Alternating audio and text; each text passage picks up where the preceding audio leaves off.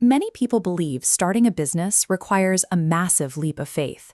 The cultural narrative suggests that to succeed, you must burn your boats, quit your stable job, and throw yourself into the absolute unknown. This narrative has a tangible cost. Currently, roughly 85% of the global workforce feels disengaged at work, yet they remain in roles they dislike because they fear the financial consequences of a failed startup. Billionaire investor Monish Pabrai argues that this view is actually backwards. When you look at the world's most successful founders, they aren't daredevils. They are intensely risk-averse individuals who engineer their businesses to lower their personal exposure as close to zero as possible. Pabrai follows a framework called Dhandho. It's a Gujarati business philosophy that translates to, heads I win, tails I don't lose much. Under this philosophy, wealth creation becomes a systematic process of eliminating downside risk while keeping the upside potential open. Part of that system involves rejecting the idea that you have to immediately quit your primary source of income to dedicate yourself to a startup. This diagram breaks down the standard 168-hour week into 3 categories. You have blocks for basic survival, like sleep and chores, your 40-hour 9-to-5 job, and your free time, the hours typically spent on social media, Netflix, or leisure. In the Dhandho model, you leave the 9-to-5 blocks untouched to maintain your financial safety net. Instead, you redirect only those free hours into building your startup. You perform well enough at the day job to keep the paycheck coming while using your evenings and weekends to develop your own business. You maintain this parallel structure until you hit a clear milestone. You only leave the day job when the actual cash flow from the new business fully replaces your living expenses. Keeping the 9-to-5 ensures you never run out of financial runway. If your first business idea fails to gain traction, you haven't lost your ability to pay rent, allowing you to pivot to the next idea. Once the time is secured, the focus shifts to the product. Many founders mistakenly believe they must invent an entirely new category to be successful.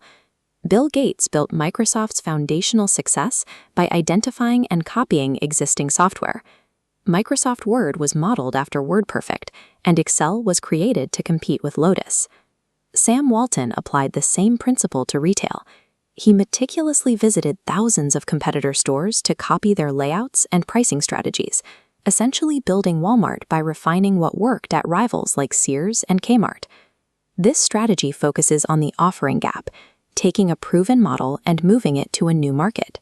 Howard Schultz didn't create coffee culture. He saw the established cafe model in Italy and cloned that specific experience for American consumers to build Starbucks. Cloning a proven concept significantly reduces the risk of market rejection. It allows a founder to skip the trial and error phase that innovators face when trying to change consumer behavior from scratch. There is also a common assumption that starting a physical business requires raising massive amounts of venture capital immediately. When Richard Branson launched Virgin Atlantic, he faced a massive capital barrier, the price of a Boeing 747, which cost roughly $150 million at the time. Instead of raising equity, Branson bypassed the capital requirement by cold calling Boeing. He negotiated a deal to lease a used jumbo jet with a specific clause. If the business failed after a year, he could simply return the plane. This created an asymmetric outcome. If the airline failed, Boeing took back the asset and Branson's losses were limited. If it succeeded, he had the foundation of a global airline. In this model, upfront capital is a secondary concern. The goal is to replace financial risk with creative negotiation and structurally favorable deals. Once a business begins generating surplus cash, the required mindset shifts. The goal is no longer the active building of a company, but the passive management of long-term compounding. This is the rule of 72, a mathematical shortcut used to determine how long it takes an investment to double. You simply take the number 72 and divide it by your annual rate of return. To see the power of this math over long periods, consider the sale of Manhattan. In 1623, Dutch settlers reportedly purchased the island from Native Americans for $23. This chart shows the growth of $23 invested at a 7% annual return, doubling every 10 years. After 400 years, the result is staggering. It grows to $23 trillion today, surpassing the value of every building on the island.